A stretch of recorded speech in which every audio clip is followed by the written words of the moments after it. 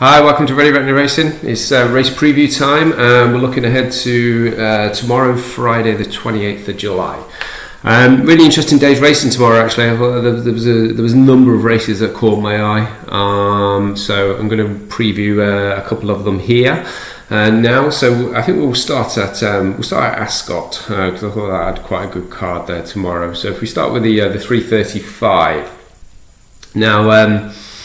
Quite a high quality handicap this, grade 2, some good seasoned handicappers in here, some improving horses as well.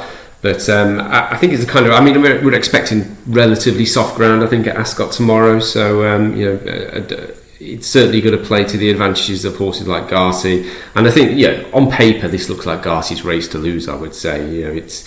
It's probably a weaker race than he's been running in, but at the same time, and he's going to get his ground. At the same time, since he was impressive at York last season, he has ran in 3 or 4 of these type of handicaps now, and he ran well each time, in fairness, or most of the time. But he still hasn't won one since then. So he's still £6 higher than that last win. But he's solid. He's very, very solid tomorrow. He's got his conditions. You can't see him not going close. I've got him about 5-2 though. I wouldn't have him any shorter than 5-2 here, and I suspect he is going to be probably shorter than 5-2. In fact, I did see some early prices earlier, and I think I saw about 2-1. So I'd be looking at taking him on tomorrow, to be honest, at that price. And the one I like in here, I like Max Mayhem actually. So this horse looks like it's improved for a change of stable. Was with Joseph O'Brien last season, and I think the change to Kevin Philippard before, he seems to have improved the horse. His first run this season came on the all-weather after a bit of a break at, I think it was the Rosebery actually, yeah. And I thought that was a really good performance. Now, that day I thought they went quite slow in that race. And he was sat Benoit de la Salle Road and rides again to tomorrow. He kind of sat him around about mid-division, gave him a little bit of a wide passage. I think that was probably just to make sure he got a clear run and didn't get caught up in any traffic. But as I say, I think they went quite slow, and he's quickened up quite nicely from sat just off them. I think he's actually won it with a bit in hand. I'm not really sure he was fully extended. I don't really think Benoit de la Salle really was too hard on him. So I think on one hand they all finished in a bit of a bunch, and that often sometimes makes you question the form. But as I say, I think he's probably, he's not had as much of an advantage as the front runners because he's not been sat on that slow pace. And the form's actually stacked up. There's been some quite strong form come off the back of that. HMS President was second. He went out and won his next one after that. Julie McCrown's ran well in a listed race since. Savvy Knight's won a race since. Wandering Rocks has ran well since. Pridwin's very kind of consistent type of horse. So I actually think that was quite a good run. Now he then went to Epsom, and that just wasn't his true running. I think we just put a line through that Epsom run. Probably a combination of maybe didn't like the track, maybe didn't like the track and the ground together.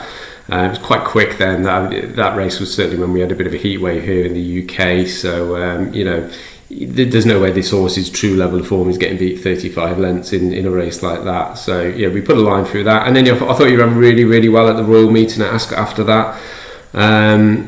He's only tried 1 mile 4 twice, really. That was his first proper test at 1 mile 4. He finished 6th, only beaten 3.5 lengths, I think it was. May have even been a little bit closer, a bit of trouble in running. Certainly in the final furlong, he kind of had his run blocked and probably lost maybe half a length to a length there. With a clear run, maybe would have been a bit closer, maybe about 4th or so. So he's running off the same mark tomorrow. Soft ground is a little bit of an unknown. He hasn't really got any strong pieces of form on soft ground, but I'm not hugely concerned with that. I think he was entered on soft ground a couple of weeks back and never ran in the end. But I don't think he was pulled out because of the ground on that occasion.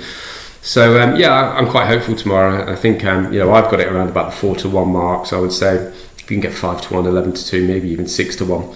I think that represents a bit of value in my book, and I'll be looking to back that one win outright tomorrow.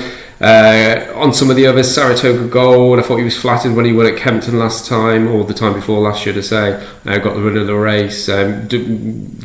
Great improvement from this horse for the blinkers, but I suspect he's now starting to look that he's reached close to his peak handicap mark. Malton Cross is a very consistent horse, but again, I think he's quite high when you compare him with his last turf win. I think the one big difference I've got in my book compared to what I've seen out there in some of the sports books at the minute is Youthful King. And this horse did really well last season, really good this season as well. Really fantastic progression. He must be the star of the Luke Dace yard. However, this is different kind of ball game tomorrow, different conditions. I mean, he's been winning on quick ground, getting on the front end, quickening around places like Windsor. I just don't see him being able to do that here tomorrow at Ascot. It's a much stiffer track. He hasn't got the quick ground he's been running on. So yeah, I've got him quite a bit bigger tomorrow. I think he's more double figure prices. I've got him around about the 12-1 mark, even though he is progressing nicely. So I think that's probably where I see the value in Max Mayhem, because I think a lot of the bookies out there have got Youthful King taking up way too much of the market, in my opinion. One for the gutter. Difficult to assess his form, to be honest. That last run was really good, but I don't quite know how he managed to get the better of Leia Cal on soft ground around here last time, so you've got to respect him off the back of that. The trouble is that there's some runs in there as well where you look at it and you kind of think, well, how can he produce that level of form off 85 and then not really show a great deal in lower class races before that? So I find his form a little bit difficult to get a read on. Maybe it was just the step up to 1 mile 4 last time is what the horse wanted on soft ground and brought the best out of him. I would respect him. I've got him about roughly where he is in the market, but as I say, I think Max Mayhem's probably got more of a solid chance, in my opinion. And then Protected Guest just rarely wins, to be honest. I mean, he's a good consistent horse, but I don't think it'll be good enough for this. City Streak will like the ground. If it got a bit soft, if it was softer than anticipated, he could be dangerous, but again, I think he's got a bit to find. And the Whipmaster likes it around here, but again, might just have a little bit to find against some of these. So yeah, for me it'd be Max Mayhem, outright win. 5-1 is probably the lowest price I'd want to take on him. Anything above 5-1 I'd be looking in tomorrow. Okay, moving on. I thought the race before that, actually, the 3 o'clock at Ascot was really interesting as well. 3-year-old handicap on the straight mile. Straight 7 furlongs. Really tight kind of competitive race this. I mean, I've got it 6-1 the field, 6-1 favourite here. My favourite's actually the bottom weight for Andrew Bolden, Grenham Bay.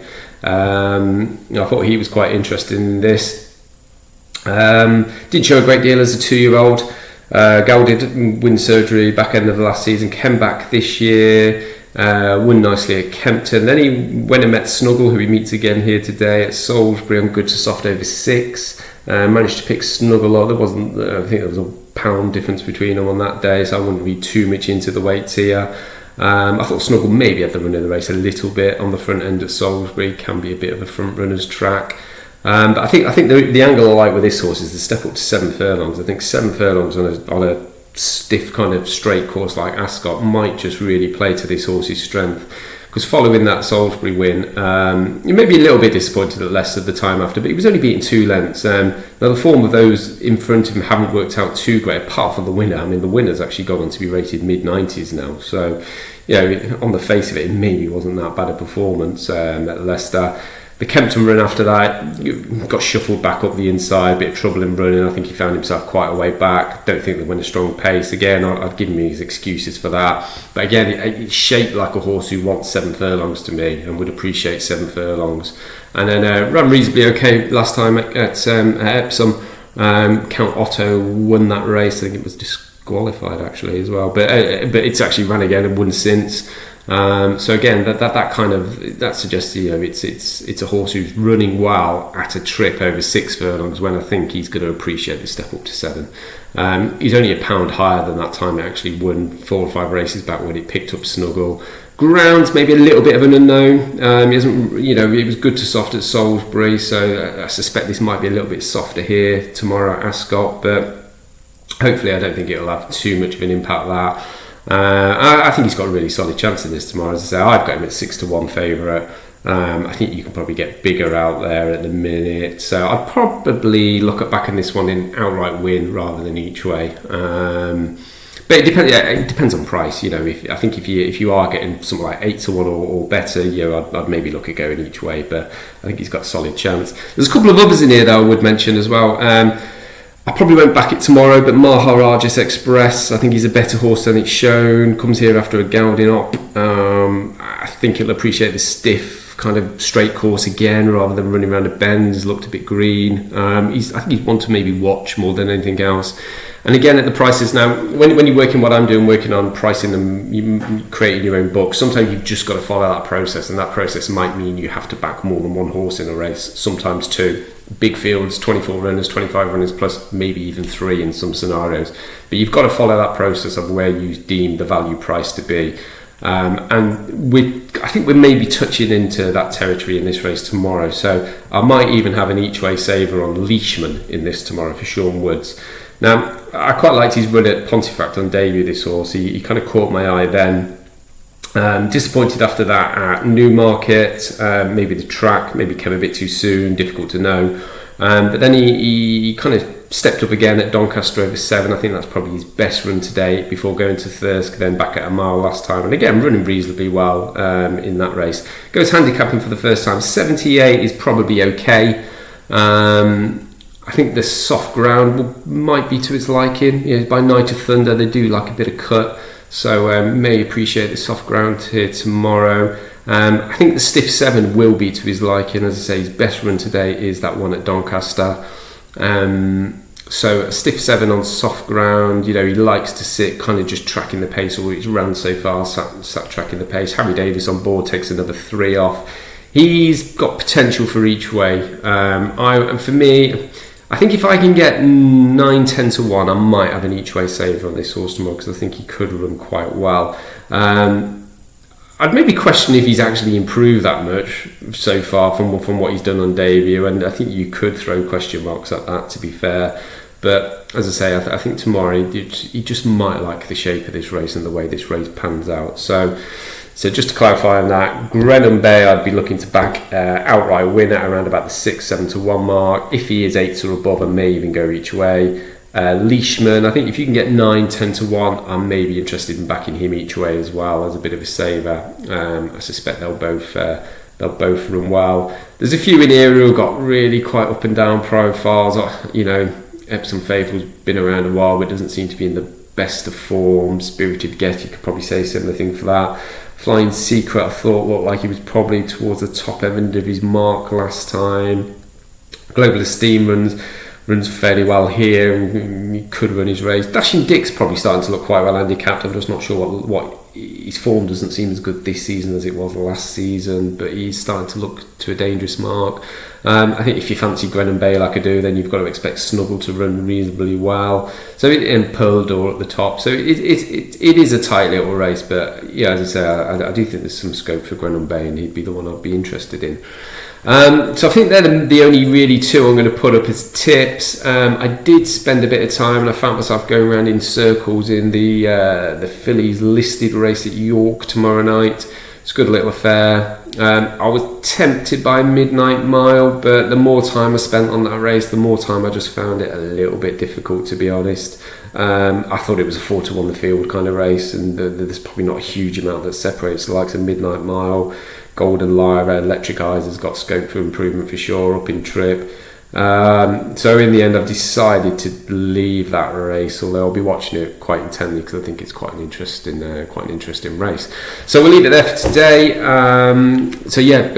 Further previews to follow. Obviously, it's a really busy Saturday, some high quality racing this Saturday, so I've already started to have a look into that, and there's a couple of horses who've caught my eye so far. So I'll definitely be putting up some sort of preview on that tomorrow. So hopefully we can get off to a good start for this weekend, and with these 2 tomorrow. And best of luck. All right, thanks very much. Cheers. Bye bye.